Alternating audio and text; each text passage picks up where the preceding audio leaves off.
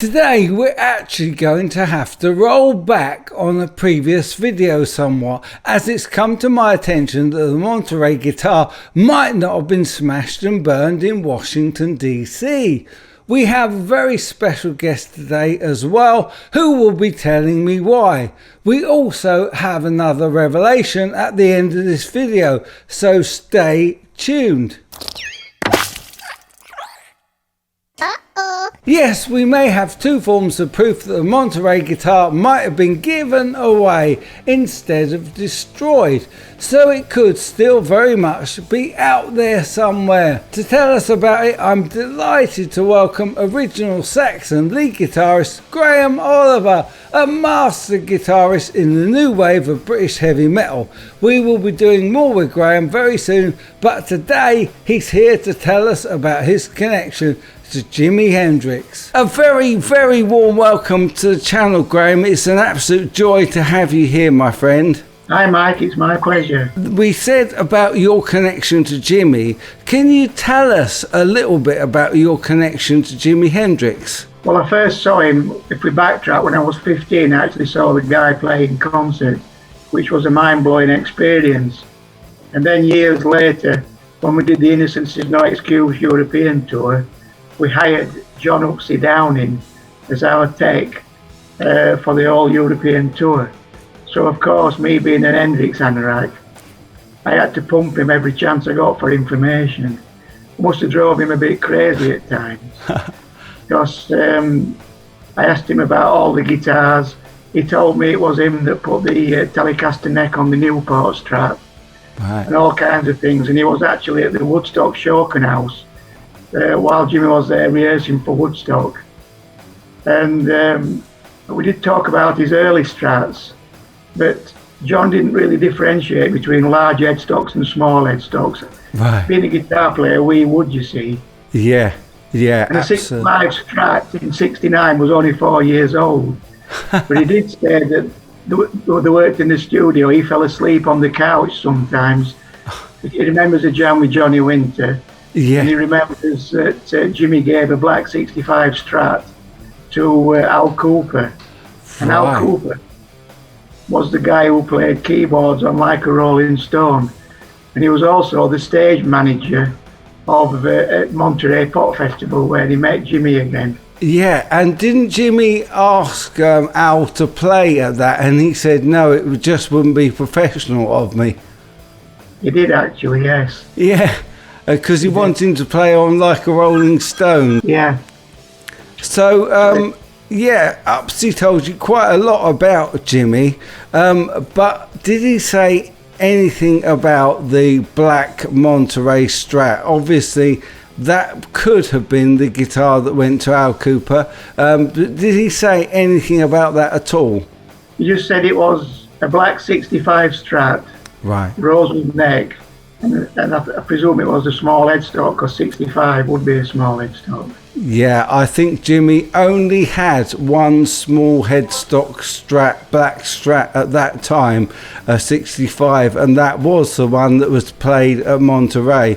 So it seems that with anecdotal evidence that it could well be that guitar that Jimi gave to Al Cooper. So for those that don't know Al Cooper, can you tell us a little bit more about him? Yes, he was a prominent musician in the village, played on Bob Dylan's Like a Rolling Stone, the famous Hammond organ. Yeah. And he also played guitar as well.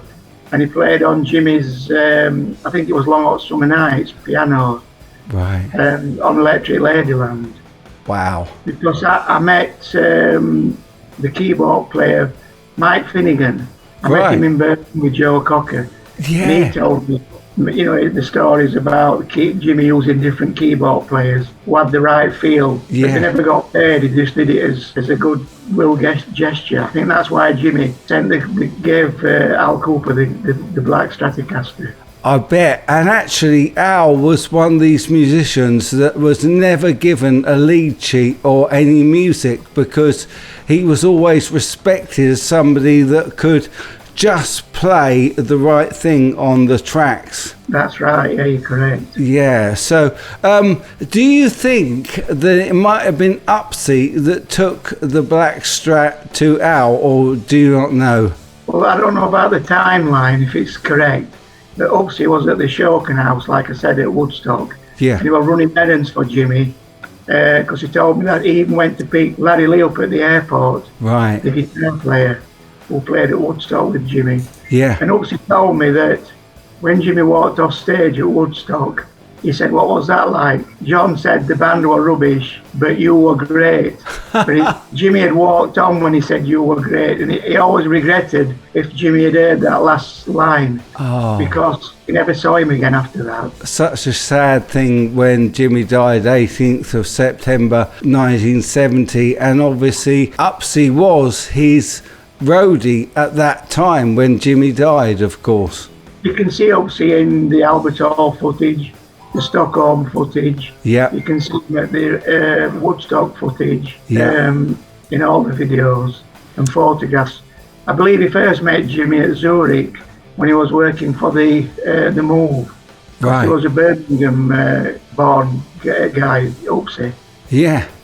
Wow, and I seem to recall, actually, I've got a picture of the Albert Hall gig where Upsy and one other roadie, I'm not sure who that was, you probably know, were holding the amps while Jimmy was putting the guitar up against the front of them. Yeah, apparently Upsy told me that he said to Jimmy after the show, "Bloody hell, Jimmy, you nearly took me bleeding fingers off."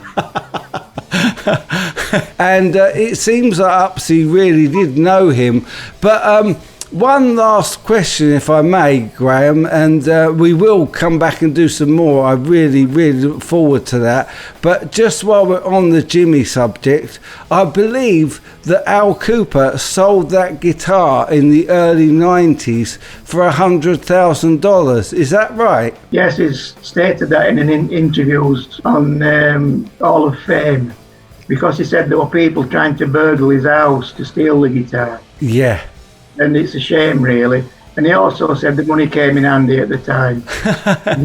But I remember I went to visit Jimmy's dad in Seattle. I've got a photo of us together. Wow, look at that. That's Jimi Hendrix's dad and you together.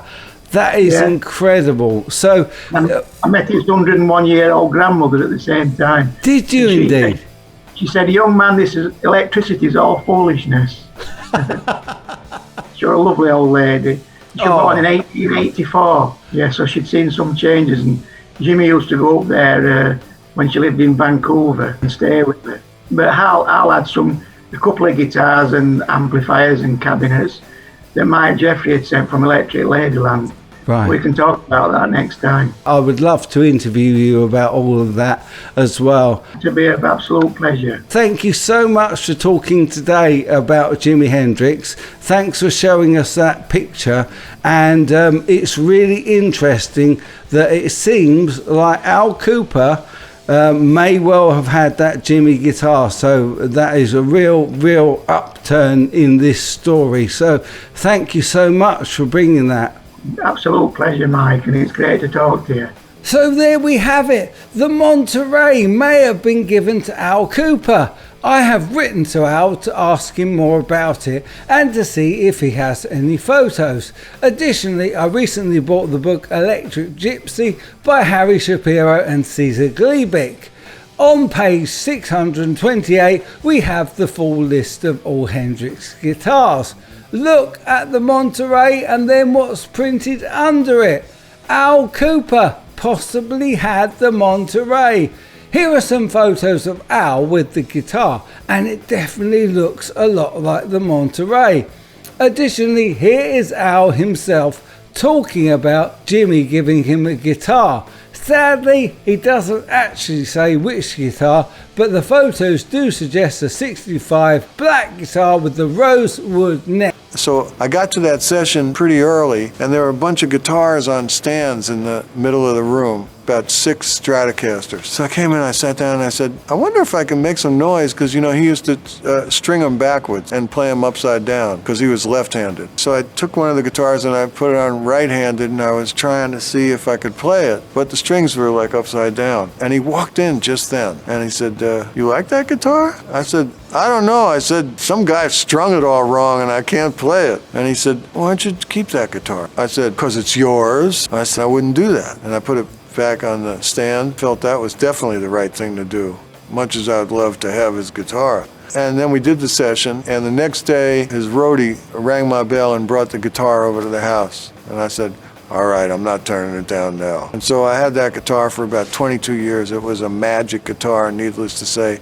And I strung it up the way it was supposed to be strung, and I got a lot of use out of that guitar, a lot of magic out of that guitar. And then people started breaking into my house. I imagine they were trying to get that guitar. So I said, well, I can't keep this anymore. But I had 22 years with it, you know, and pass it along. So I got a friend of mine to broker it and sell it, and sold it for about $100,000.